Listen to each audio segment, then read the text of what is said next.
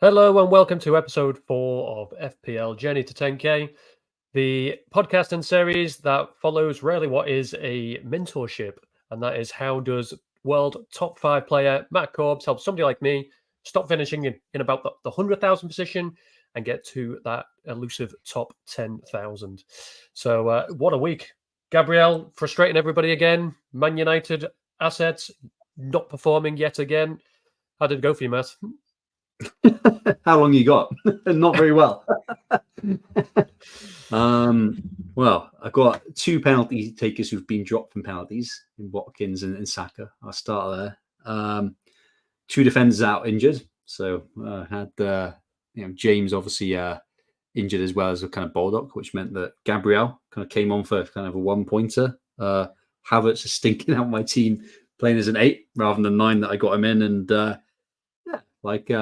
pretty tough game week, but got to say there's a bright spark, right? King Brian. Yeah. So we're going to push Mbomo non-stop on this, but it was a pretty average week. It was a tough one, but pretty lots of cases that I'll put down to bad luck.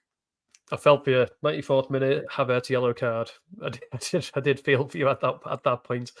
But yeah, at least Mbomo was on, kept his penalties. But same as you, Watkins, Saka, both in my team, mainly both because they're the pen takers, and then both get a pen. Same game week, neither of them take the pen. At least Watkins won his penalty for his team, whereas Saka got nothing. So, and then a big differential yesterday. I was feeling pretty confident going into yesterday. I had a green arrow. I've ended up on a green arrow, so I can't be too unhappy with the game week. But going in, I had 3 players to go, more than most. I had a green arrow already. I had Martinelli, who's a little bit of a differential. Most people have gone a different route. I had all the faith in the world, and then he was the one that got substituted off for Gabriel after the red card. So that hurt. But yeah, well, we may as well dive in and see the teams. Yeah. I think we're both hurting a little bit, but it's probably not as bad as we're making out.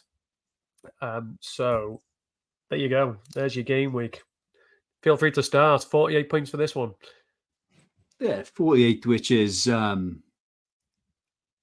pretty bang average. So like within the team, obviously, Estupiñán coming through with the 11 points, which super happy about that. But it looks like hell of a player. I mean, his assist for Matoma was a bit ridiculous, but beyond that, he's super attacking, super exciting. But like in terms of effective ownership, everyone's got him, right, so it doesn't really make a difference. But it's nice getting some points on the board. We mentioned Mbomo, like he's came through with 16 points. I think I was going to say, I don't know why his ownership is still so low, right? Yeah. I think he's the best player in FPL at the moment, and people may say, hey, he's had 2 penalties in 2 weeks. It's luck. Now, first and foremost, you need to pick penalty takers, right? So you're actually in that draw to get kind of get that luck if they do get a penalty. But his stats outside of penalty, his non-penalty SG has been exceptional as well. He scored a kind of goal. He's been like super threatening. He's missed some real kind of clear-cut chances as well. So he's getting in the right positions beyond it. And like last year, I looked at him and he had 18 goal involvements last year, which was split between goals and assists. I think it was actually split down the middle, 9 goals, 9 assists. That was without pens, right? And like Brentford, since they've come up, they've been the team that have received the most penalties. I think that's enough of a sample size to say that that's not a coincidence. It's probably their style of play and the kind of way they're working around the box. If you add pens onto that, an additional 5 goals, that's a great asset. That's a premium asset. So I don't know why so many people didn't go without him. And I think if you don't have him, like you need to find a route in. But the fixture, it's not chasing points. The fixtures moving forward are looking really good. But some people say not having Mbomo is bad luck. I'm saying that's maybe a skill issue. So I'll take him, but everyone else like pretty much blanked. I mean, you mentioned Watkins, both got him in the team. 5 points, I'll take that. I think he was quite fortunate to get 5 points there, but disappointing news that he's kind of off penalties. I know he's not a great penalty taker, but I'd still kind of rather have the pen taker in my team. So that's interesting new info that we've got moving forward that could influence transfers. Everyone else kind of blanked, right? So Chilwell blanked. We both did it. Actually, got the keeper call kind of right. Yeah. Bench Pickford, brought in Turner, so 2 points up. Happy days with that. Gabriel, that's it's a problem. Is my poor start. So I'm 2.1 mil, which is I think it's probably been the worst I've ever been in terms of an overall rank for FPL. It's my fault. To Forget you to do this. like, as soon as we start chatting, it kind of goes to shit. But like I was meant to go to your level, but I'm bringing you to my level. I think that's the way this has gone. I mean, like, I think there might be something to it. There might be something to it. But I think I've tried to compartmentalize my bad start, right? And if I was fortunate enough to get that Saliba Gabriel leak, that Gabriel benching leaking in kind of game week 1, which is pure luck. Everyone went Gabriel because he's got better goal threat, right? And he started those 73 games. If I went that, I would be 11 points to the better of the last 2 game weeks. I'd be comfortably about 700k, 600k rank, and things would be looking pretty good. So I'm trying to use that as my justification that hey, it's a poor start, but that was pure luck and coincidence, right? So it's a frustrating one because it's going to have a knock-on effect, like moving forward as well, because you're 11 points down, but you're also a transfer behind as well, right? So it's going to mean that your transfer is worth at least 4 points, if not more, and you're going to be forced to do new moves you don't want to do. So it's a tough one to take, but like I'm using that when I was getting frustrated, like last night after the Arsenal game, that hey, that's pure luck. Everyone else kind of blanked. Like we'll talk about Rashford, Fernandez, who we both got in our teams, like disappointed they blanked, but I thought those like really encouraging signs. Like United look super attacking, great XG stats, and on another day, Bruno could have got 20 points, right? I think he should have got a penalty. It feels like first 2 weeks have been a bit of a penalty lottery, really. Has your team got a penalty, right? And also, have you picked the right penalty taker, right? So, I think he could have got a penalty. He could have scored and assisted like multiple stuff. So he's looking really good. Saka, disappointing. I think there'll be questions around his value now, given his price point and like being off pens. Well, if he went Ødegaard, he's a good player, but he was super deep in both games and is now the penalty taker. Like that's fortunate. Haaland, he looked good. Like no regrets captaining him, and he's going to be my captain for the foreseeable kind of like future. Really, I think he was unlucky looking at a game. My bench stinks, right? So I've got James and Baldock both injured, and then Mbama from kind of West Ham who's not playing. So yeah, poor start, but like I'm looking at your team. It's looking pretty good, pretty solid all around. I'm liking yours. I was just noticing it's very similar. I mean, I've ended up 6 points on top purely because Martinelli didn't get booked, whereas Havertz did. And then my main man, I was shouting about him on the last episode. I'll continue to shout about him. Matty Cash bringing home a clean sheet, which was enough of a differential for me to I think I looked and I was maybe 4 points on for a green arrow, and those 6 points got me there. So I'm up to 1.2 million at the minute, which I think last season it took me. I had a terrible start to last season. I kind of came back after the World Cup, but was maybe about 2 millionth in the world until probably game week 10. So quite happy to be closer to 1 million this time round. But yeah, pretty much everybody the same as you there, other than Cash, which you got the clean sheet in, and Martinelli, who frustratingly was the one that was substituted in the for Gabriel. So I think it's a bit frustrating. If I didn't go Havertz, which I'm hating, and it's kind of weird how FPL decisions have knock-on effects. I only went to Havertz because I thought he looked good in the 9, and obviously he hasn't played in the 9 at the moment. He's been in that really weird second 8 position, which he gets into good areas, but just doesn't get any of the ball. I only went Havertz over Martinelli because I wanted James as a as kind of going to game week 3. So it's weird how these decisions have knock-on effects. Martinelli's he hasn't been great, I think, and I don't think the stats kind of say he's looked great as well. I think the cause of it, and I've got a bit of a hate campaign against him because he was just he's so greedy. He's such a bad player. Nketiah, it happened last year, right? When Nketiah came in after Jesus' injury, Martinelli's form plummeted. As soon as Nketiah dropped out and Trossard came in, Martinelli was flying again. He's such a bad player for Arsenal's style of play, and I'm feeling a bit bitter because I watched the match last night, and Havertz was in great positions all the time, and Nketiah would always just go for a shot or dribble it himself or just get in his way. So like Yeah, free Havertz, free Martinelli, drop and get you. You're listening, Mikel. Get Trossard on. Yeah, he's becoming a bit Yeah, I of think a. I mean, he would make a difference, or Havertz as a 9 would make a difference. But Martinelli, I think, yeah, he was my preferred Arsenal asset. But obviously, we now know Odegaard is on pen, so it shifts it around. But it's a shame. Yeah, and we'll no doubt come on to what our plans are for the coming week. And I don't think either of us are yet to look at shipping out any Arsenal assets. But looking at game week 2, the talking points. So, unsurprisingly, there's a lot of agains here. Gabriel misses out again. Yeah. Well, this is kind of like a contents page, really, because I'll end up bringing up some stats about if you're looking to replace him, who's the best person to replace him with, and so on. But an interesting point, obviously, Tomiyasu got a red card.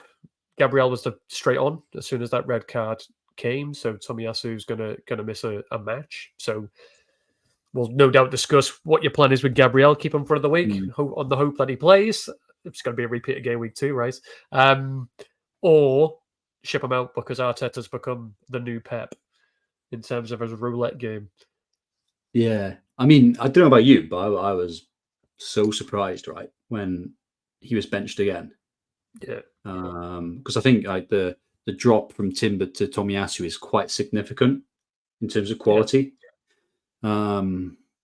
So yeah, I was like super surprised at that move, kind of moving it. Kind of made me concerned for minutes moving forward. I kind of really don't know what's going to happen, right? Because obviously Zinchenko came off for some minutes, looked really good.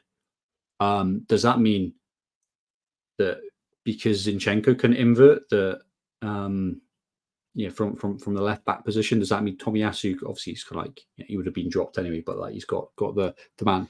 Zinchenko starts. Does that mean kind of Gabriel comes into the back, or they could play the same formation, right? It could be a like for like split. Zinchenko comes in for Tomiyasu, and then like, because it seems Arteta wants to play all his midfielders, right? He wants to play Partey at right back, inverting in. He wants to play Rice. He wants to play Havertz as well as Nketiah. So I don't really know. And I think the tough decision for me, like to answer one of your kind of key questions, like if you have got like a burning platform, like I would look to move Gabriel, like to be honest, like team dependent, like a lot of these comments are. For me, I think I've got a kind of worse issue with James.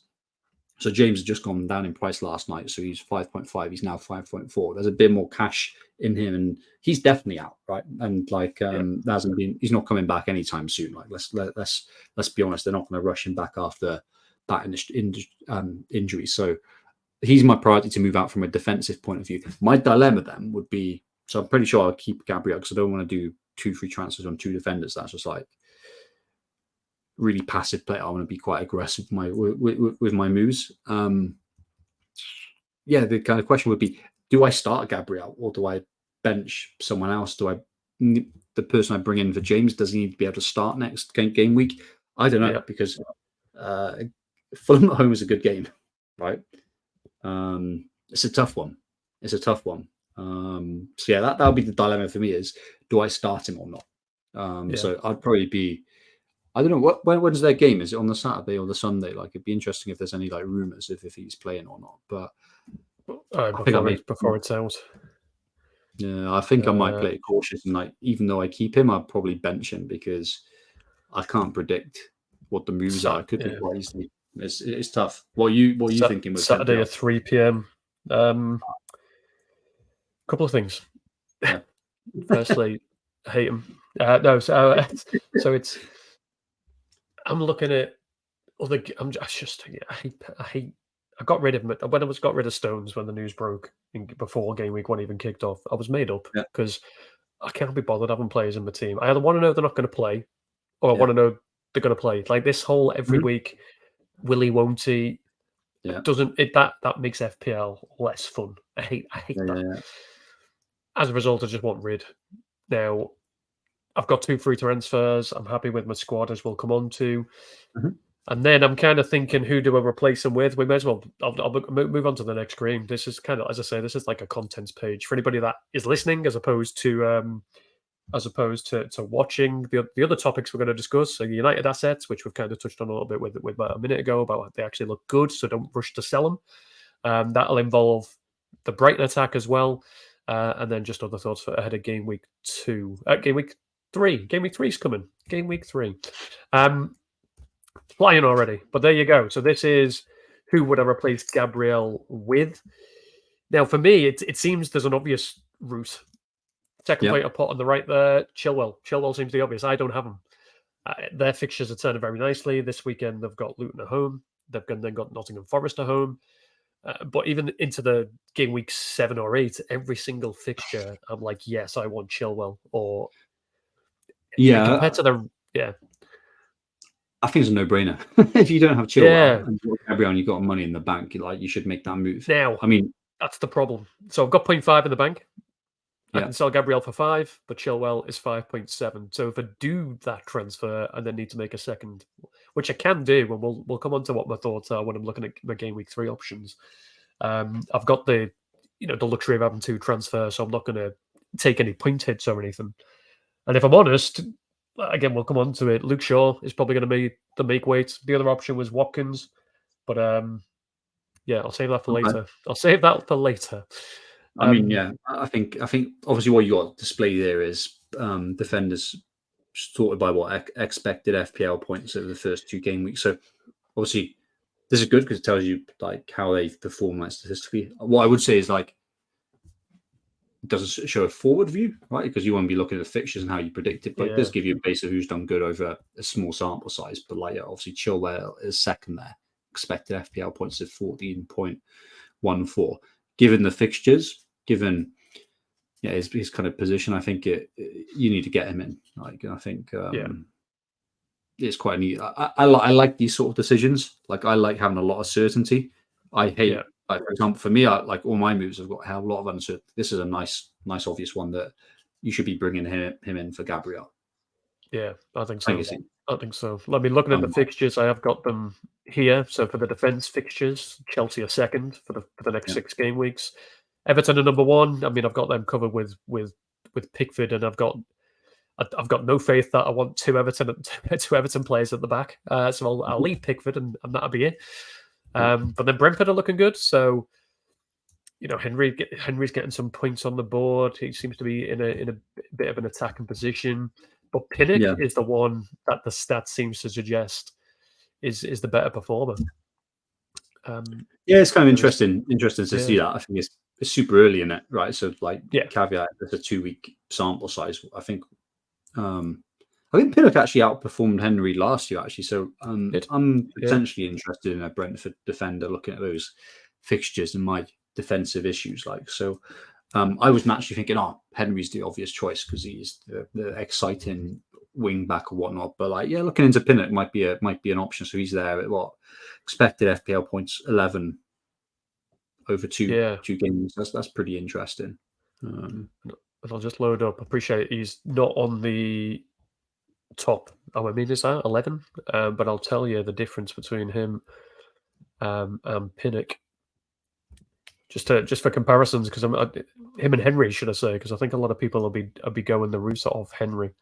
But just to compare the two, from an expected FPL point, so you've got Pinnock 11.1, Henry at 9.34. Now the main difference is expected assists, which surprises me.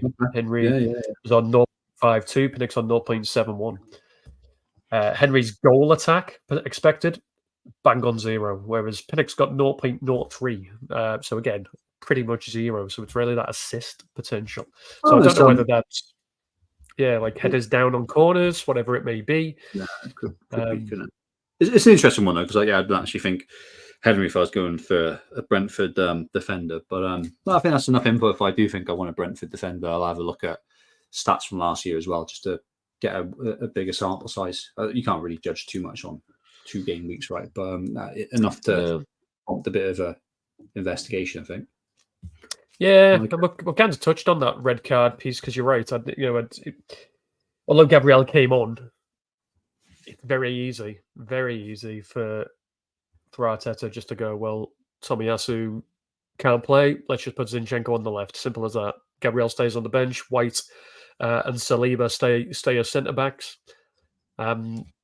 So I suppose I've asked the question. You've kind of answered it already. Worth waiting a week, giving Gabriel the game. So from the sounds of it, if your team has other fires, deal with the other fires. But if not, ship them out. I think so. I think there's enough. We've seen enough. We've seen enough to suggest that what you don't want, the worst case scenario is you don't want a player where there's doubt. He may start or he may not start, because you'll have Gabriel for good fixtures like Fulham and you want to play him. Yeah. Inevitably, it's just like sod's law, right? That's the game that he'll come on to show up a defense to get the 1 pointer, right? And then he might play the kind of more difficult kind of games. So like, there's enough uncertainties there to kind of suggest that it's a massive red flag. Unless White is injured or Saliba's injured, or there's like a run of he plays 3 or 4 games. It's a problem. Like for me again, it's just because I got Reece James as well, who's more expensive and is actually out injured. Do you know what I mean? So there's like no chance of him coming back. So I've got to like get rid of him first. But if I didn't have the James problem, I'd be looking to move Gabriel on for sure. Well, here's some news. That's the last point on him, because I appreciate that we had this conversation last week. So it's about time we'll ship him out. Next week, we're not even going to talk about Gabriel, even if he doesn't start again. But the quote from Arteta, it's about the games that we're expecting, what I was expecting, how we wanted to defend and attack, and our belief it was the best thing. He's played in both games. He's helped us to win both games for different reasons. He was really good today. He absolutely dominated the box.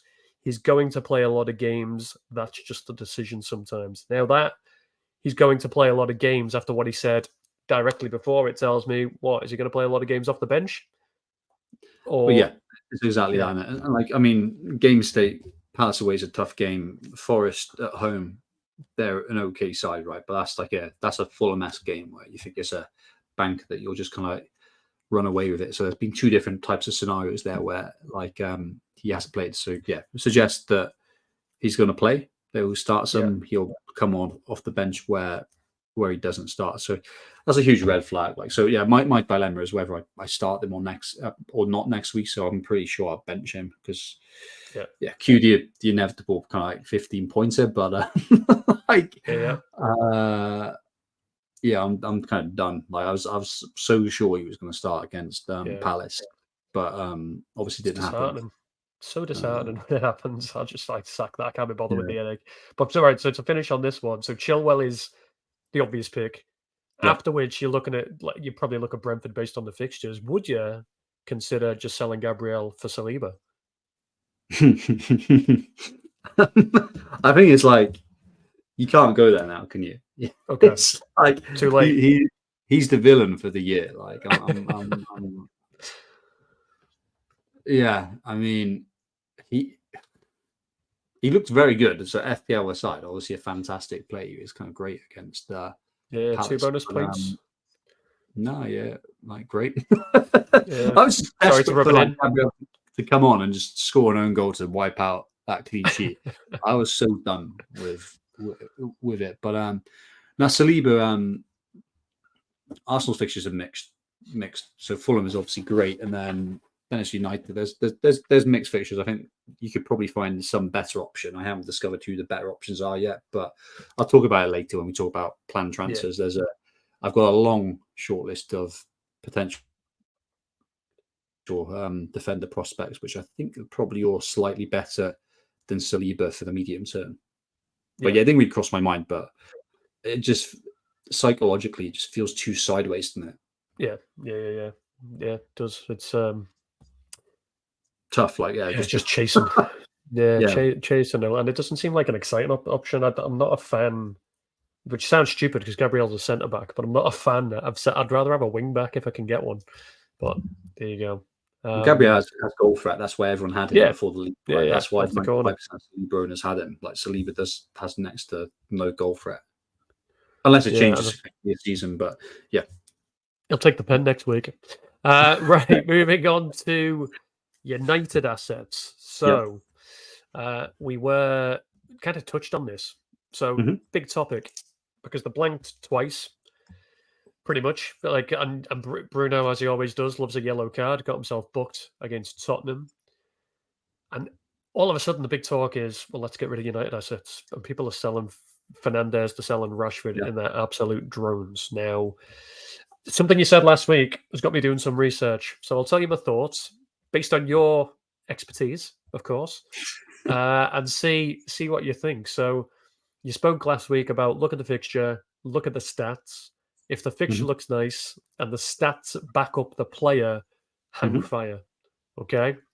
So United's next fixture is Notts Forest at home. Now, Forest are a decent side, but they're much better at home than they were away if you go on last season. So at home to Notts Forest, I would consider a good fixture. Sorry to the Forest fans, but it is. And then you look at the stats. So despite the fact Bruno's only got 4 points and Rashford's only got 5 points, they both feature in the top 10 for midfielders for expected FPL points. So they are vastly underperforming their stats. Bruno is expected goal involvement of over 2. Should have had probably a goal and 1 or 2 assists. Rashford should have definitely had at least 1 goal. And again, he's 1.5, so probably 2 returns. So for me, looking at that, I'm like, well, the fixture's good and the stats are good. Why would you sell? Yeah, I mean, like you don't like it's the simple answer. Like, but this sort of stuff, like, it's going to sound brutal, but people who are looking to move, unless you've got a perfect team, right? If you've got like a perfect team and no issues to solve and like no other obvious moves to make, and you're bringing in Mbeumo for Rashford, okay, I wouldn't do that, but like, okay, I kind of get that, but that's not a lot of like circumstances. So if you're doing it, this sort of reactive move just based on actual points mean nothing. They don't have no predictive power whatsoever, right? These sort of people will be the ones saying that it's all down to luck. Yeah. Do you know what I mean? They'll say, "Oh, I've got unlucky. Like I've got rid of Rashford and Bruno. They've now both pulled. I'm super unlucky." It's just a bad move. Like this, I'd say, from watching their games, Bruno's a lot more involved than Rashford, right? But like the stats are suggesting Rashford looks pretty good, so he's like closer to the watch list than Bruno. But like, I thought that Spurs both games they've had great attacking stats. I thought the Spurs kind of game like looked pretty fluid in attack, especially in the first half. Yeah, Bruno could have hauled. Like I said, like up front, he 50-50, he could have got a penalty, right? And we know how much penalties are influencing this season so far. I thought that was a clear handball, like more so than I think the one that Luton got game week 1 against Brighton. I think that wasn't a pen, but this one was a pen for sure. He had that chance where he was like clearing the 6-yard box with no one within meters of him, where he just headed it over. He was setting up like loads of chances on plays for everyone. He's going to get some big scores. It's a really promising viewpoint. And like when we're looking at our teams for next week, I think we should feel like pretty good about having 2 statistically good performers from United playing. Let's see what happens long term, but I'm sure they're going to convert these chances sometime soon. Hopefully. Well, just to put it into context, midfielders set the sales for this week so far. Remembering it's only Tuesday, so the game week only finished yesterday. Top sold is McAllister, understandably, because he got a red card, 328,000. He's actually had it rescinded about 10 minutes ago. The news came out, so I don't know what. He's not got any attacking returns yet, I don't think, anyway. So it's probably not a bad sell, depending on who you've got in. But the second most sold player, Rashford, 326,000 sales. Third most sold midfielder, Bruno Fernandes, 215,000 sales. So between them, they've both lost over 500,000 players, owners, should I say? Good. I'm glad. That's it. I'm glad I read what you told me last week, and I've made the right conclusion. So I put there about still consideration to sell for maybe a Foden or a Brighton asset. Obviously, March and Matoma, expected points are ahead, but I don't know. I just don't feel right about taking them out when they've got a home game to Forest at all. I mean, they'll be in isolation. It's a bad move. I think we can say that. pretty much without doubt based on what information we got to hand. Obviously, if it's part of a wider move, then it's team dependent, right? So there's people with João Pedro who, is a player that we haven't really seen any of, like, and surprise he gets kind of like benched, like, then he's came on and got booked. Difficult price point. So people are looking to move him on. If you're looking to move him on to a Jackson or an Alvarez, you need to free up cash, and all your other midfielders are looking pretty good, and the weakest looks like to be Rashford, and you move him to Mbeumo or like another high performing, cheaper price midfielder. Cool, I kind of get that, but I don't think everyone will be doing that. There'll be lots of people just doing a rage transfer, right? He hasn't scored. He's bad at finishing. He can't play striker. He has to play left wing in the case of kind of Rashford. Yeah, that in isolation is a bad move in my opinion. But like, I get it. You're upgrading João Pedro with the funds. Yeah, I get you. The one player that I have for United that I mentioned before, if and again we'll come on to it when we look at our teams, but if I'm going to fund Gabriel to Chilwell, I need to get 0.2 million out of somebody, and Luke Shaw looks like the option. Now I know that Nottingham Forest at home he's got every chance of a clean sheet, but his attack returns are next to nothing considering what we saw last year. I expected him to probably get a bit more, but just to kind of let you know, his expected returns. He's hiding from me. There he is. He's got expected goal involvement of exactly 0. Now, assist is 0.65, but that's expected decent. goals, not bad at all. But as clean sheet wise, expected goals conceded for Man United over the 2 games of 4.1. Now, most of the 2.2 of that was against Wolves at home. I mean, so I think long term I want him out. Yeah, I mean, it's all team dependent, right? I mean, I wouldn't be rushing to get a Shaw out just because of the Forest fixture. I think he feels like a surefire starter there, and no pun. Yeah, literally. Look at that. Yeah, I mean, I wouldn't be rushing. I kind of wouldn't rush to kind of get him out. Obviously, they're defensively they've not been great, but there's a good fixture coming up. Every chance to get a clean sheet, and there's mixed ones moving forward. So I'd be looking at whoever your replacements are. Who are the 3 starting defenders you've got? I reckon there'll be a few game weeks where Shaw, you want to be starting Shaw. You best not. I wouldn't be rushing on that move. You best not be telling me to get rid of Matty Cash. The guy's an absolute god. But we'll come on to that. Right. Next is my favourite part, your least favourite part. Questions for Matt.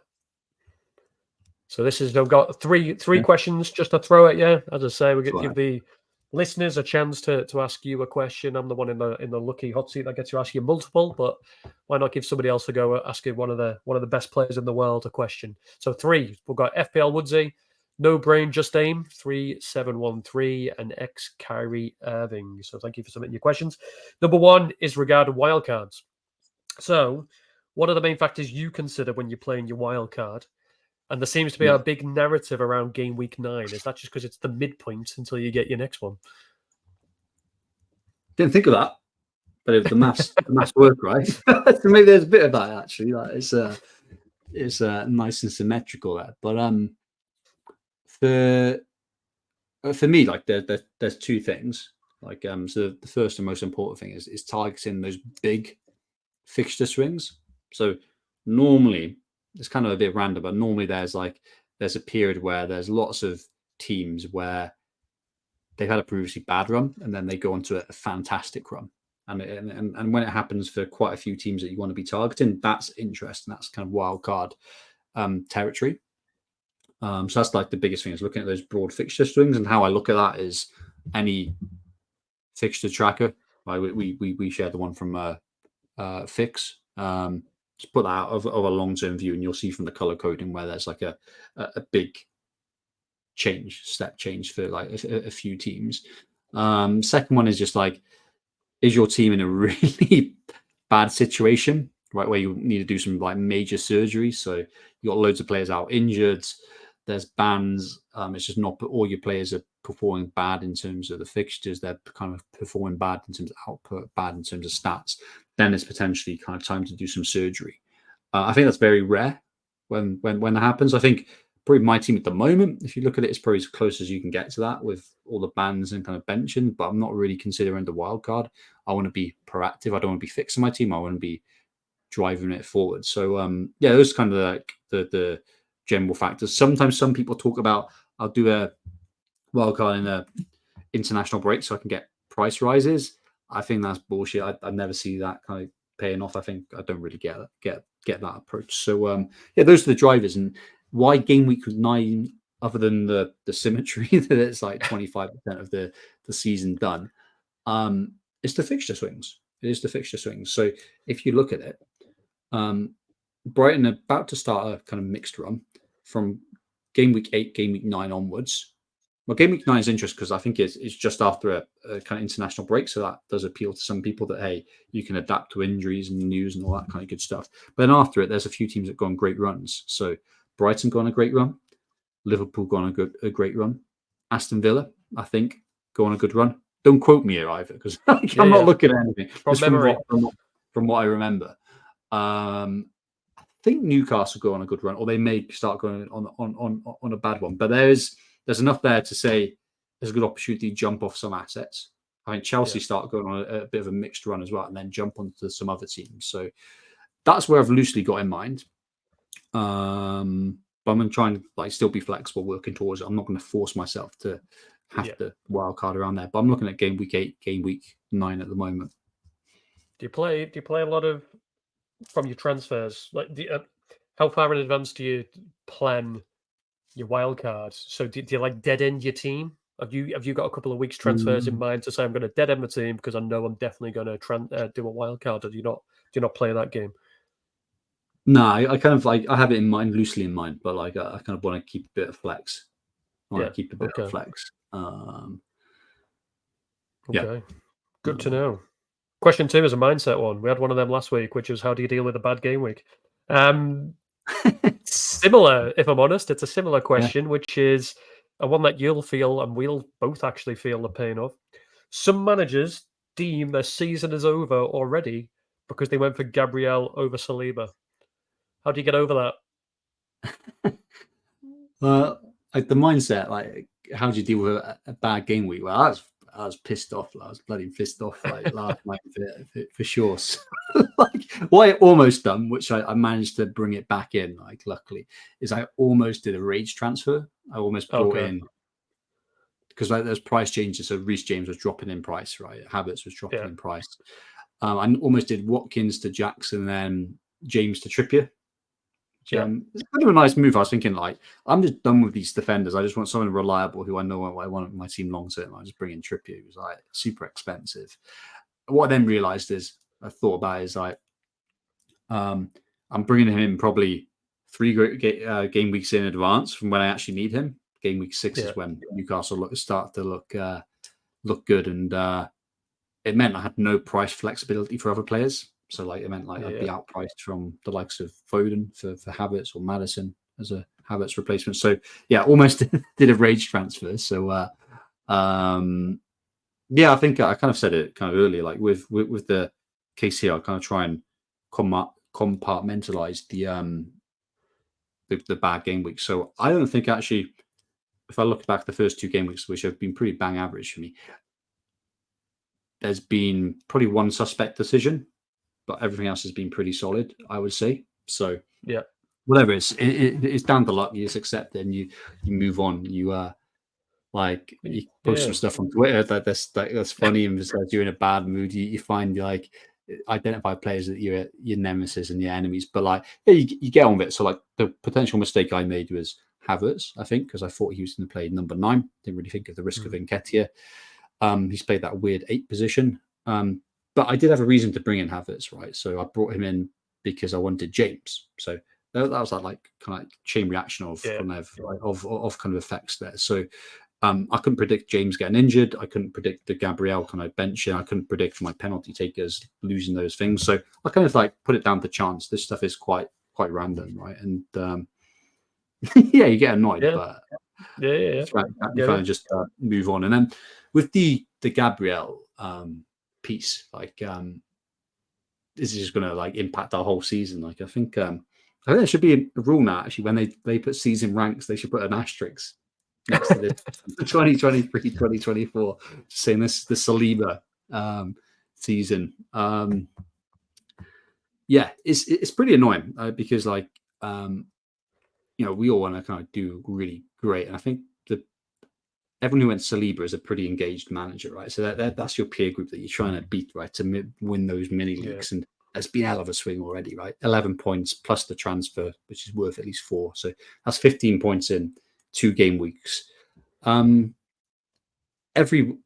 amount of pathways you can go in FPL is probably in the millions. Do you know what I mean? In terms of the routes you can go and the branches you can go with. So like, there's going to be luck that's come your way as well. So it's frustrating, it's annoying, and the point swing has been really harsh, but it's going to even itself out, you would hope. Well, it's not going to even itself out, but there's plenty of time for you to kind of make up. So just stick with and then you've got bragging rights. If you get a good rank there, you can kind of say, hey, I did this without even getting that leak. So like it's a bit of a motivation. I like it. You mentioned about Maddison. I'd be happy that you didn't. And the next question, the example uses Maddison. So just before I read it, it's come out today that Maddison's breaking news, left, right, and centre. McAllister's red card's overturned. Maddison is potentially injured with a minor MCL strain. Recovery is possibly quick, and potentially even for this weekend, but it seems optimistic. Tottenham will probably be cautious, so he'll probably miss at least this weekend. So we're glad you didn't rage transfer to him. But the question is more around the hop on, hop off approach. So the example given was Bruno's got nice fixtures up until game week 4. So it's do you then jump off Bruno, go for Maddison, attack his nice fixtures that Spurs have game week 4, 5, and then when Bruno's fixtures come back to being nicer between 6 and 8, then just jump back to Bruno. So, are you a fan of the hop on, hop off approach between 2 players? Not really. I have to say, like I'm not a big fan of like pre-booking too many forced moves. I like to give players a 4 to 5 to 6 week window to prove their chance. And I think within that kind of period, like the averages come through, like in terms of like the expected kind of returns, the expected FPL and expected goal stuff versus like what actually happens. The exceptions of when it can work around double game weeks. And the reason why that's kind of good is because you've got more certainty, right? Kind of when you're hopping off for a player, you're not doing it for 1 game week or 2 game weeks. You're doing it or fixtures. You're doing it for additional double, right? It kind of makes all the difference. So I can do it around doubles. I kind of get that and blanks. That makes sense. Beyond that, I think it's got to be really, really clear, and the rest of your team has got to be really good, right? Because you got a squad of 15, you got 11 players you're starting. If you're focusing all your transfers on that kind of one position, you've got to be quite certain with the rest of your team. You got to be pretty confident there's not going to be injuries and whatnot. I think it does limit flexibility. Yeah, and it's got to be for a really good reason. So I don't think we'll ignore Maddison being injured, potentially injured at the moment. Let's pretend he's fit.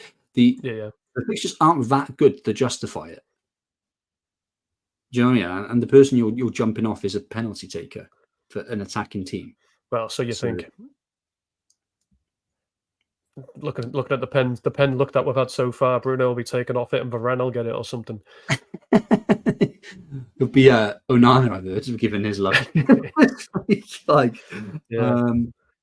you're right, because it's like, I get that, because I in past seasons have hopped on, hopped off, and kind of pre-booked a transfer. But I've never thought if I'm bringing somebody in for 3 game weeks, well, I need to bring him in. There's a transfer. He might then sit for 2 game weeks, but in the third one, I'm taking him out again. So out of the 3-4 transfers I've got there, that player's taken up half of them. One to bring him in, one to take him out. So yeah, I get that. You got to be pretty sure on that. You've got to be pretty sure on the rest of your team, and you've got to be pretty sure on those fixture swings. They've got to be so absolute. Do you know what I mean? Like, let's do an example where it could make sense. You got a mid-price striker, right? Let's say you got a Jackson and an Isak. Let's say Jackson is playing Luton, Sheffield United, and Fulham all at home, and then Isak has got Arsenal, City, and who else has got a good defense? Like Newcastle, his own team. Yeah, he's playing another top 4 defense, and then literally those fixtures are reversed in the following 3 games. Okay, I get it there, right? But that never happens in reality. That real clear cut change. Do you know what I mean? So, I think outside of like really particular scenarios, I'm not a fan. Yeah, understood. Well, hopefully everybody was happy with your answers. If not, well, you're the top 5 player in the world and they're not. So let's move on to the fixture ticker. Always like to kind of bring this up just before we show our teams because it can help people kind of understand where our thoughts are at. So you mentioned before Fixture Good because they give you the fixture ticker, but both for the attacking sense and the defensive sense. So this is the attacking one. Everton top, Chelsea second, Spurs third, United fourth, and then Brentford fifth. So Chelsea are interesting to me there. Everton probably not so much. You know, the DCL injury. I don't have really any faith in Mupé. They don't seem to be scoring. So no, this is where this could probably be a question for you. When you look at that, right? Everton are top for a potential attack, but they're not scoring goals. Mm-hmm. Do you just ignore them, or do you still look at the stats? Well, the fixtures, mate, have got to be weighted by the team, right? So what this doesn't have is a weighting in terms of how good the attacks themselves are. So, I know Everton have had quite good stats for the first 2 game weeks, but I'm not reading too much into it because for seasons and seasons they've had a poor attack, right? So the fixtures are good, but there's no place in the squad for them, right? Everyone's got there's so many good midfielders. You know, Haaland plus one other decent attacker. There's no room for Everton attackers. But looking at some of the other sides here, quite interesting. Like obviously, jumping off Man United, midfielders there screams out that might be a little bit premature. Chelsea jumping onto their attackers, Spurs attackers could be Man City as well. Like could be interesting. So yeah, it's always interesting to kind of look at this forward view. Yeah, City in 6th, but Sheffield United, Fulham, West Ham, Forest, Wolves in the next 5. That, to me, screams City goals. Doesn't it? Yeah. So Foden, I know a lot of people are looking at Foden. The only issue I've got with City, as I do every season, if it isn't Haaland, if it isn't Edison, you're at the risk of Pep Roulette. And I just don't find that fun to play. But no, I agree. I'd love to bring him this week, for Havertz, and it is one of my options. But I kind of want to wait another week because, like, my team's in a bad state. I need to be moving on to surefire things like transfers I'm really confident of, and still don't know. And I think Bernardo did he have a niggle like this game week? But he's kind of like there as a threat, right? So like always, so. I expect Foden to start, but I'm not 100% locked in, so I might give it another week and see if it becomes a viable option. And then Doku's in as well, right? Because they're just about to sign him. Now, the Paqueta, breaking news yet again. The Paqueta deal's off. The Paqueta deal's gone because of the potential betting allegations against him. So at least there won't be an additional, or so far, if they were going to get Doku and Paqueta, it might turn out Doku's the replacement. But obviously when he's in the squad, £70 million, a lot of money. Was it 70 million or was that Paqueta's price? I can't think, but it was a lot of money regardless. I know City have bags of it, but you've got to think he's going to get game time, and Foden might be the person that kind of sees the bench. I think with Pep, like, price point doesn't matter because Grealish was on the bench for like a whole season, right? But they don't have. There's not many attacking options at the moment, right? If De Bruyne injured, so like there's going to be some kind of rotation there. But like Foden, like there's and Alvarez. I have to say they are interesting options, and I think if you got a lot of certainty, they're going to start and consistently start then like I wouldn't be afraid to jump. I've just got a bit of doubts around that that medium term nailedness. Well, we may as well bring them up on the defensive ticker because they're 4th and without a doubt the best defense in the league. Started off with 2 clean sheets. But player-wise, Akanji's played both. I think Walker's played both. That's it. So, again, difficult because of... And the fairly high price points. There's no... I don't think there's a 4.5 million start and City defender. Akanji's 5 million. I think Walker, it might be... I think Walker's 5 as well, if I'm not mistaken. I'll double check that. Lewis is... I think Lewis is the one that's 4.5. I believe he's still 4.5. But like obviously he's unlikely to play many games.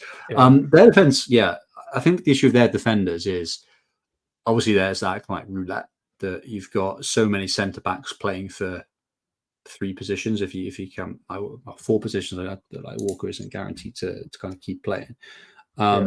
They also don't have much attacking potential, which kind of like makes you think, is it worth the risk? But I will add, like I'm considering 2 as part of my moves. I am considering Diaz and I am considering Gabriel. So just because those are some great fixtures for Man City from a defense's point of view. I just need a form view of when I would start them and what players I'd be benching potentially, and is it worth that kind of risk for my squad itself. But yeah, they kind of look great. Good to see Everton at the top of the ticker. Wolves, Sheffield United, obviously Arsenal, Brentford tough, but then Luton and Bournemouth over the next 6. Let's see if Pickford can get something. That'd be nice. Hopefully, yeah, that's what he's there for. I'll definitely be playing him game week 3, 4, 7, and 8. But I think Turner's got at least one of those game week 5 and 6. Got a nice fixture, so it'd be a nice time to bring him on. But yeah, I've just double checked. There is only 2. Only the 2 that have played both games, which is Akanji and Walker. Both have actually jumped up in value, both 5.1 now. But yeah, Gvardiol's played 101 minutes, so he started the game and came off the bench. He's only 5. Diaz played 1 as well. So again, for me, it just comes back to that Pep roulette, and I'd rather have players that I know are definitely going to play. And then the rest of it we kind of touched on because it was who you're replacing Gabriel with, Chelsea and Brentford right at the top. So yeah, well, there you go. Moving on to game reveals. Now, this is where I've got a lot of notes. We've kind of touched on a bit of it already. Facing a team, I'm happy. So Pickford in goal at home to Wolves. I can see a clean sheet. I'll dodge Gabriel for now. Estupiñán at home to West Ham. Again, attack and return options. He's the best performing defender so far in terms of expected FPL points. No reason why I'm not going to be playing him and happy with him. Again, if I keep short, at home to Nottingham Forest, guaranteed start. Nice assist stats. Maybe he's unlucky not to have one under his belt already, but yeah, clean sheet. So far, they've been hard to come by for United. The stats back up that their defense isn't really at it, but again, I'm quite happy to roll the dice with that one. My main man, Matty Cash, making way for the bench. Unfortunately, he'll be back. He'll be back. He's staying in my team the entire season. And then midfield, both Arsenal attackers, not overly happy with. But again, Fulham's defense not look great. Both at home. Staying with the United midfielders, we've touched on them already. Got some really good stats. And Mbumo's going nowhere for obvious reasons. Nor is Haaland. And Watkins' stats haven't been great. He's off pens, but I like the fixture. He's got an attack and return in both games. Might only be an assist, but kind of toying with him. So yeah, Gabriel, I put there, Arteta roulette is going to be real, and it absolutely is. Having Gabriel annoys me. So I'd rather just get rid of him. And you know what? If he gets a clean sheet, he gets a clean sheet. I just don't want him. Chilwell seems the obvious. So looking not just at the defense, but goal involvements. Gabriel's on 0. Chilwell's on 1.7. But then I need to fund it. So my look was potentially Watkins to Jackson. Jackson has Luton at home, Forest at home. Watkins is away for both his next games, and the stats so far. Okay, Jackson hasn't got an attack and return yet, but it's 0.53 for Watkins. He's ended up with 2 assists against 1.37 for Jackson. So in theory, he's not far off. Really, he should have been involved in 3 more goals than Watkins. or shore out to another potentially Chelsea defender. And I've kind of touched on Chelsea. And this is where I could do with your advice, right? Because I am thinking ahead, but I'm specifically looking at game week 5. And Okay. yeah. So looking at game week 5, looking at going back to the ticket, I don't like the fixture that Brighton have at all. So they are away at Man United. Not a fan of that whatsoever. Yeah. Gabriel probably won't play because he isn't playing, so that annoys me. I've then got Luke Shaw, who has Brighton, who have got every chance of scoring against them. Baldock might not be back, and I'll have to keep out on that. And I don't really want to back a Sheffield United defender. The only person, and the reason he's still there and he's still in the team, is my boy. It's Matty Cash, because they've got Crystal Palace. So I like having him. But so that's why I'm kind of going to a Chelsea team, and I've just brought up this page to say, look, when I come to my defensive planning, the reason I want to get rid of Shaw is more thinking about game week 5. I need money. Why do you care about game week 5 so much? Because I want to. I hate looking at the starting 11, and this could be where I need advice. I hate looking at the starting 11 and having even one player on there where I look at it and go, "That's a terrible fixture." It winds me up. So I focus view it as a write-off. Like I'm quite like, for me, I'm very like, look at things over the medium term, right? Do you know what I mean? Like the game weeks either side of that kind of fixture as well. Look at the 5-week kind of view as well. Getting hung up on one game week, I think, just leads to mistakes. So like, you're not even talking about a bad team for game week 5, right? You're talking about one position. Like you've said that 2 of your defenders will have good. Like you'll start Chilwell at Bournemouth away. You'll start Cash with someone decent at home. I can't remember who you said Villa had.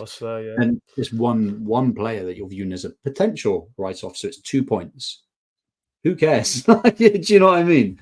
As long as like everything like around it looks good, I'm quite happy for my entire squad to be a write-off certain weeks. I think some people get very hung up of having the perfect squad every single game week, and that's when I see people making hits to bring their kind of current squad in line because they're too afraid to have like a few game weeks that are poor. It don't matter. Like so, like up to you. But I personally wouldn't overthink it. You talk about one position, your 11 in one game week. I'd look at the fixtures in and around it. I'd look at your wider team that it enables. Like I mean, that's just my thought. Like it's easy to overthink and obsess about one game week. I think look at the kind of broader things that are happening around it. So I personally would not worry at all, really. Like I mean, you could play a Stupinan who's like super attacking. Like your replacements you could kind of like play as well. So I think it's something you can chill. If you want a player with a good game week 5 fixture, you bring in Udogie from Spurs, but like you're not looking at the kind of broader picture, and like there's a question of whether he's nailed or not. And I think the same goes for another Chelsea defender, right? So it's kind of a bit of a weird formation at the moment, and we don't know what's going to happen. They've signed so many midfielders, right? Like how are they actually going to set up? Chilwell's playing as a left winger. He's not playing as a left back. Does he get? I don't think he'll get dropped, but will he go back into left back position? If so, what happens there? Who plays centre back? Is it Thiago and Cole? Does he move from left back Cole at the moment to centre back? Does Disasi play centre back? I don't know. I have no idea who's going to play in that thing. So I think there's some doubts with Chelsea. So I won't overthink it, mate. With that, you've used the phrase. Because I've literally put the question, am I overthinking it? Well, you've told me yes. Yes, you are. Yes, you are. Well, it's interesting because I've kind of basically I need, if I'm going to move Gabriel to Chilwell, I need 0.2 million from somebody. Looking at my bench, Baldock can't get 0.2 from him. And Boom, and the West Ham guy can't get 0.2 from him either. Cash, I could, but I think you've got a really clear move. Like looking at your team, I like it. You've got a really solid team set up. I think it's one of the clearest moves I've seen. Like Gabriel to Chilwell, and then Watkins to Jackson. So I've noted that on the right. Watkins has one potentially okay fixture now against Burnley, and then has mixed ones until game week 8. Jackson has fantastic fixtures. Watkins has been lucky. He's off penalties now. True. Jackson has been looking good statistically and has fantastic fixtures. I mean, I wouldn't be sweating that at all. I'd be viewing that Easter run. I'd be viewing that as an absolute no-brainer. Where you're losing Gabriel, who's stinking your team out for Chilwell, who's the most exciting defender outside of Stupinan, and then Watkins. He's now off. If you wanted even more excuse, he's now off pens. Yeah. So I'm viewing it as a very minimal risk move that with a lot of upside. I mean, why have you got doubts around that one? Just because. So Watkins. So Watkins has played 2 game weeks. Not game week. Yeah, partly that's not. It's not game week 5 because Chelsea have nice fixtures. So there's 2 things, right? Number one's going to be overthinking because I'm looking at next game week and having 3 Arsenal and 3 United assets in the team when they play each other feels horrendous. Now Gabriel will be gone, so I'll be down to 5. But even having 5 going into that game week, I don't like it at all. I can only bench one of them, so I'm going to end up having to have 4. And I feel like that's not a good place to be. So there's that reason. So getting rid of Shaw would allow me to go down to 3. I'm also getting rid of a player who's got me an attacking return in both game weeks he's played.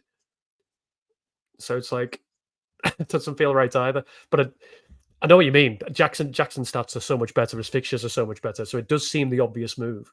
Maybe I'm just getting too hung up on that game week 5 fixture I need to get rid of United and Arsenal assets because I don't like the look. Again, one game week in isolation when they play each other, I don't like the look of having 5 of their assets. So yeah, I mean, well, you can always bench Shaw for cash next week, and you'll have Chilwell for Gabriel. So then you've got Martinelli, Rashford, Saka, Fernandes playing. Just hope it's a 2-2-3-3 sort of game. That could happen. And just like, I mean, I don't quote me on it, but I think when we look to the tickers, United and Arsenal are looking pretty good for upcoming fixtures from an attacking point of view. So again, whatever, it's 1 game week. Yeah. Who cares? And I think you've seen United have been quite bad defensively, so Martinelli, Saka got every chance of scoring against them. Probably the setup of United is probably favourable for them. Likewise, Fernandes can nick a pen against anyone. So, yeah, I'm viewing that team and I'm seeing that such a clear move because I think the alternative, you're worried about having the 4 Arsenal, 2 Arsenal mids and the 2 United mids. Are you going to move any of them? Potentially Martinelli because his stats are poor. We can do that next week. You can do that next week, can't you? And then you've got Rashford, Saka, and Fernandes playing, and then you've got Chilwell, Jackson, and Shaw's bench. I don't think how less invested in that game you can get, unless you tell them all. I'm taking a 12 points here to get rid of the lot. No, I know. And this is where the mentorship comes in, right? Because I do overthink, right? And when it's as obvious, like I've even wrote it on the right hand side. I'm looking at it, and it's like Watkins goal involvement expected 0.53, Jackson 1.37. Jackson has the better fixtures. What more do we need? Just to read that, I go, that's the sensible play. But yeah, I get in my own way with this thing. So that's a big task for you over the next 36 game weeks that we've got left. Is just to go stop thinking too much. I'm loving this team though. I'd love your squad at the moment. I'd love just a clear the problem is Gabriel. You can get rid of him for a really obvious defender in Chilwell, and then kind of Watkins off pens now, dodgy fixtures, medium term outside of the Burnley game. Jackson, great stats, great things. It might not pay off, but I'd love to. At least it makes sense. Yeah. Well, let's come on to your setup. So your team is your bench team. Obviously, you mentioned already the big problem for you potentially this week, not just Gabriel, but the James injury. And only having 2 starting defenders. Yeah, exactly. So my defense at the moment is Chilwell, Gabriel, Stupinan. Those are the guys starting. James and Baldock are on the bench. Baldock and James are injured, of course, and Gabriel is dropped. And who knows whether he starts against Fulham or not. I think that's what I have the form view on. Am I confident he's going to start or not? But because there's so much risk and uncertainty, I need to bring in a defender. I really didn't want to be bringing in a defender for this game week. I just wanted to be starting James, but he's injured, and kind of Gabriel is stinking out the team. I don't want to move both of them because I think it's a bit wasteful. I'm quite happy benching Gabriel. I think I'll move James because he's a higher price point and he is out injured. Yeah. And then my view is, let's look at the other problems I've got. So there's lots of problems, right? So Saka's off penalties. He's kind of super expensive. Watkins is off pens as well. I'm happy with Rashford and Fernandes for the time being. And I'm delighted with, obviously, Havertz in my midfield. That was my biggest gamble going into game week 1. I thought he'd play as number 9. And Nketiah starting is kind of really killed him. And like, there's always that nervousness of, is he going to start or not? However, he's won the minutes game. He's played 90 plus in both games, which has been reassuring. But his stats have been poor. He's been in great positions, but very uninvolved. So Havertz are going, whether it's this week or game week 4. So it's just a question of that. And then Watkins, he's an acceptable option kind of going forward. Burnley away could be a good game. We don't really know, but he is off pens and he hasn't performed great. Like the first couple of game weeks, he's been fortunate to get the 2 assists. So yeah, I'm going to bring a defender in, and then the question is, do I make another move? So I could switch from Havertz to any one of multiple midfielders. Yeah. Could bring in Foden, could bring in Richarlison, could bring in Sterling, could bring in Eze. My gut is I'm not going to do that because Fulham at home is a game for Arsenal. Let's give Havertz one more game. But also, more importantly, those alternatives, I don't have enough certainty. Yeah. I don't know if Richarlison's going to bang as the striker, and then Spurs don't buy a striker and he's playing that up front. Don't know whether Maddison's injured or not. Foden probably is the best option, but I don't know. I don't know if he is still guaranteed. He could be dropped for Bernardo, and then it's a pointless move. So I'm going to sit and wait, I think, on Havertz. And then Watkins. I guess the question for me here is partly, what defender do I want? So if I want to bring in Diaz, for example, as my kind of replacement for James, I'll need to get rid of Watkins to free up some cash. But all the other kind of defenders that I'm kind of considering, they're cheaper than James. So I could do it in one move. So I could do one transfer out and then just sit on Watkins and then go Jackson or Alvarez next week. But I am tempted to bring in. I do like these aggressive moves, and Jackson has good stats, and I think he's cemented his place in that starting lineup for sure. For Chelsea, he's looked really, really good. They don't have many alternatives at the moment. There's a bit of risk that they'll sign someone, but I think he'll be good for it. He's performed really well, so I think it's his position to lose. I like that move, right? So I could go Watkins to Jackson and bring in a defender. The defenders, I'm just a bit. It's a bit of a sad one, a bit dramatic, but none of. For you, it's great because there's a really obvious alternative, right? Chilwell. You just need him for those fixtures, and he's looked great. My alternatives for James, they're all kind of just quite uninspiring, right? So I've got a long list of kind of defenders that I'm considering, right? So could jump on Spurs for their fixtures for Udogie, but is he nailed? I don't know. Is Spurs defense good? It doesn't look good, right? So it's he does look attacking those. That's in his kind of locker.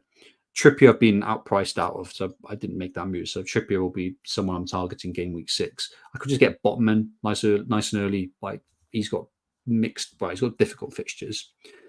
Chelsea defense, I could look to do a like James to someone else, but I've just got doubts of how they're going to set up long term. Yeah.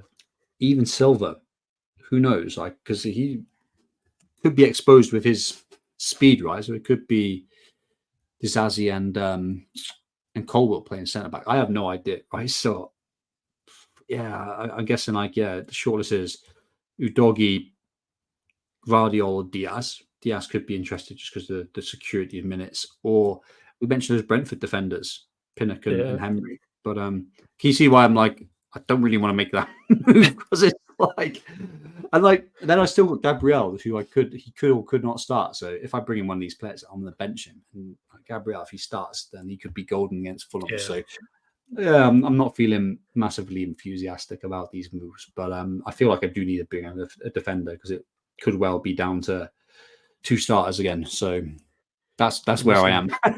You're missing somebody off your list. Matty Cash. Where's Matt Cash? Where is he? Get him on there for next week. I mean, I just wish I started. If I started with him, it'd be like happy days. Like I'd start him next week all day. Bought him the bacon last week. It does feel dirty. I bigged him up. He got me a clean sheet, and then I benched him. But them's the breaks. He turned up late for training for me, so I had to get rid. I had to discipline him. So that's how that worked out. But yeah, okay.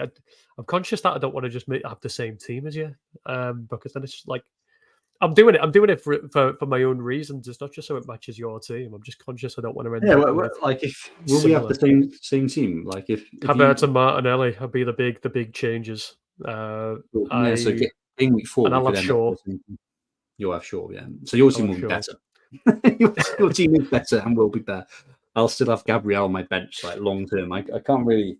If I don't move him out this week, I can't really see a week where I move him out before game week 6. He's just going to be there. Stuck. As a reminder of that leak that I missed. But yeah, your team is looking good. Like your team is looking good, to be fair. But yeah, I think for you, I'd say is a really straight cut decision. But I understand why you wouldn't want to be jumping off Watkins because he's performed so far.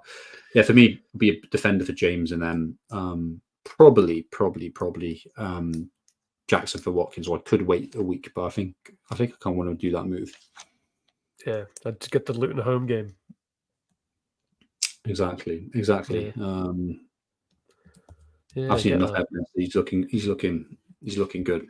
I mean, if you ask me now who I'd go for, I feel a bit stupid because I think it might be Diaz and Jackson. Best defense in the league, City. So it makes perfect sense. I don't think they're the most nailed bet, but like you are playing that kind of like risky game, and then I could still have the same problem there. They've got 2 starting defenders. Yeah, who knows? This has probably been like probably one of the toughest transfer decisions I had in a long time. Like nothing really standing out that replacement for James, unfortunately. But this is why we play. This is the fun element of the game. And you're leaving people at a cliffhanger. It's like, oh, who's he going to bring in? They'll have to tune in next week to find out. Yeah, like exciting, right? Is it Pinnock or is it Udogi? Like, wow. Hey, well, they could nail it. You might rock up and you've got Luke Shaw or Matty Cash. Who knows? Who knows? But no, appreciate your thoughts as always. No worries, man. That's it for this week. Game week 3 starts again on Friday. I think all the first 4 game weeks start on a Friday. So teams need to be in by 6:15. Hopefully you don't miss the deadline. You're not one of those that tries to do everything at 6 p.m. when the website crashes, are you? I think that's my learn. I should do it, right? Get the Saliba news, right? Must come back better. Yeah, but no, appreciate your time, Matt, as always. I appreciate you being with me throughout the entire season. And this time next week, we'll be celebrating that Bruno Fernandes haul this time next week. So I'm looking forward to it. Yeah, fingers crossed. Brace for him and Rashford. I don't think that's too much to ask. I really don't. For a 4-0 win. Luke Shaw with all 4 assists. But yeah, thanks for your time. Thank you as well for listening, whether that be on the YouTube channel or on the podcast side. As always, if you can give us a like and a share, please, and a subscribe and all that good stuff does help. So thank you very much for doing that. But hopefully, I don't know when we'll see you next week. Probably Tuesday or Wednesday, I imagine, Matt. One of them. But well, best of luck for your game week 3. Happy squad transferring and building. Wish you all the points. Let's join 100 club together and speak to you ahead of game week 4. Thank you again.